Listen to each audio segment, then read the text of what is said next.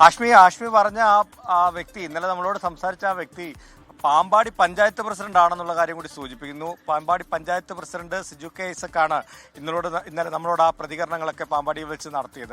എന്തായാലും അത്തരത്തിലുള്ള മുഖ്യമന്ത്രിക്ക് വേണ്ടിയുള്ള പോരാട്ടങ്ങൾ തെരുവിൽ നടക്കുമ്പോൾ തൊട്ടിപ്പുറത്ത്, അതായത് കോട്ടയം നഗരത്തിൽ നിന്ന് തൊട്ട് ഒരു 50 മീറ്റർ മാറിയാൽ നമുക്ക് ഈ കേരള കോൺഗ്രസ് എമ്മിന്റെ സംസ്ഥാന കമ്മിറ്റി ഓഫീസ് കാണാൻ സാധിക്കും. എന്തായാലും ഇന്ന് അവിടെ നിർണായകമായിട്ടുള്ള ചർച്ചകൾ തന്നെയാണ് നടക്കുന്നത്. തെരഞ്ഞെടുപ്പിൽ ഇത്ര വലിയൊരു തോൽവി ഇതിനു മുൻപ് കേരള കോൺഗ്രസ് എമ്മിന് ഉണ്ടായിട്ടുണ്ടോ എന്ന് അറിയില്ല. ഒരുപക്ഷെ ആദ്യമായിട്ടായിരിക്കും ഒരു നിയമസഭയിൽ ഒരു MLA ഇല്ലാത്തൊരു അവസ്ഥ കേരള കോൺഗ്രസ് എമ്മിന് വന്നിരിക്കുന്നത്. 12 സീറ്റിലും പൂർണ്ണമായും പരാജയപ്പെടുന്നൊരു കാഴ്ച കാണാൻ സാധിച്ചു. എന്തായാലും അതിന് പിന്നാലെ വലിയ പൊട്ടിത്തെറികൾ ഉണ്ടാകുന്നതും നമ്മൾ കണ്ടതാണ്. ജോബ് മൈക്കിൾ അടക്കം ചില പ്രസ്താവനകൾ നടത്തി. അതായത് UDF-ലേക്ക് പോകാത്തത് വലിയ തിരിച്ചടിയായി എന്നുള്ളൊരു വിലയിരുത്തൽ ഒരു വിഭാഗം നേതാക്കൾക്കുണ്ട്.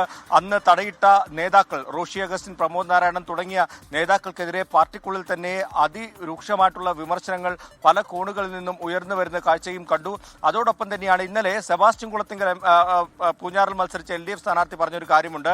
CPIM-ന്റെ അണികളുടെ വോട്ടുകൾ ലഭിച്ചില്ല. CPI-യുടെ നേതൃത്വത്തിനെതിരെയുള്ള ഒരു പ്രതിഷേധ വോട്ട് അവർ ചെയ്തു. അങ്ങനെ ആ വോട്ടുകൾ ലഭിക്കാത്തതും കേരള കോൺഗ്രസിന് തിരിച്ചടിയായി. അതായത് കേരള കോൺഗ്രസിന്റെ ശക്തി കേന്ദ്രങ്ങളിൽ വലിയ പ്രശ്നങ്ങൾ ഉണ്ടായിട്ടില്ല, വലിയൊരു തോൽവിയിലേക്ക് പോയിട്ടില്ല.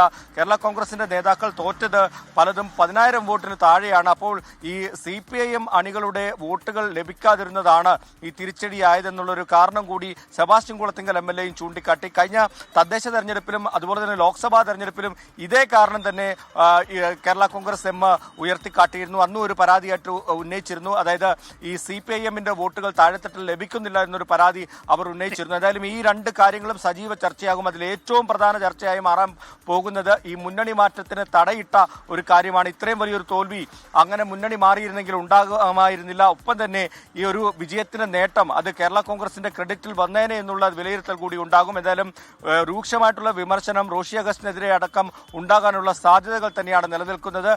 ഇന്ന് 10 മണി മുതൽ 5 മണി വരെയാണ് ചർച്ച. അതിനിടയിൽ ജോസ് കെ മാണി മാധ്യമങ്ങളെ കണ്ട് കാര്യങ്ങൾ വിലയിരുത്തുമെന്നാണ് അറിയാൻ കഴിയുന്നത്. ഇന്നലെ കഴിഞ്ഞ ദിവസം LDF യോഗത്തിൽ ജോസ് കെ മാണി പങ്കെടുത്തിരുന്നു. പക്ഷേ വിശദമായിട്ടുള്ള ചർച്ചയിലേക്കൊന്നും പോയില്ല. പാർട്ടിക്കുള്ളിൽ അണികളുടെ പ്രവർത്തകരുടെയൊക്കെ നിലപാട് എന്ത് എന്ന് അറിഞ്ഞതിന് ശേഷമായിരിക്കും അടുത്ത LDF-ൽ വിശദമായിട്ടുള്ള നിലപാട് അറിയിക്കുക എന്നാണ് അറിയാൻ കഴിയുന്നത്. അതുകൊണ്ട് തന്നെ നിർണായകമായിട്ടുള്ള ഒരു സ്റ്റിയറിംഗ് കമ്മിറ്റി യോഗമാണ് ഇന്ന് കോട്ടയത്ത് ചേരുന്നത്. ഹാഷ്മി, ഓക്കെ, സമ്പൂർണ്ണമായ പരാജയമായിരുന്നു എന്ന് പറഞ്ഞാൽ അതിന്റെ കേരള കോൺഗ്രസ് അതിന്റെ ചരിത്രത്തിലെ ഇതുവരെയുള്ള ഏറ്റവും മാരകമായ പരാജയങ്ങൾ ഒന്നിൽപ്പെട്ട് ഉഴല് നിൽക്കുകയാണ്. അതിന്റെ അധ്യക്ഷൻ പോയി, പോയി, ഒരുപക്ഷെ പാലായി ജയിച്ചേക്കുമെന്ന് സൂചനയൊക്കെ ഉണ്ടായിരുന്നു.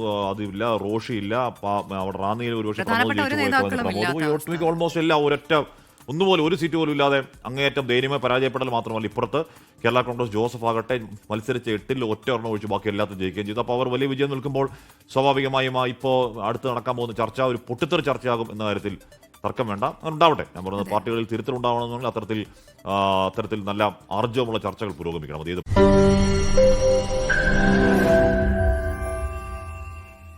ലോകത്തെവിടെയായാലും ഏത് സമയത്തും 24 വാർത്തകളും ഓഗ്മെന്റഡ് റിയാലിറ്റി പാക്കേജുകളും എക്സ്പ്ലെയിനറുകളും വിശദമായി കാണാൻ ഞങ്ങളുടെ YouTube ചാനൽ നിങ്ങൾക്ക് സബ്സ്ക്രൈബ് ചെയ്യാം.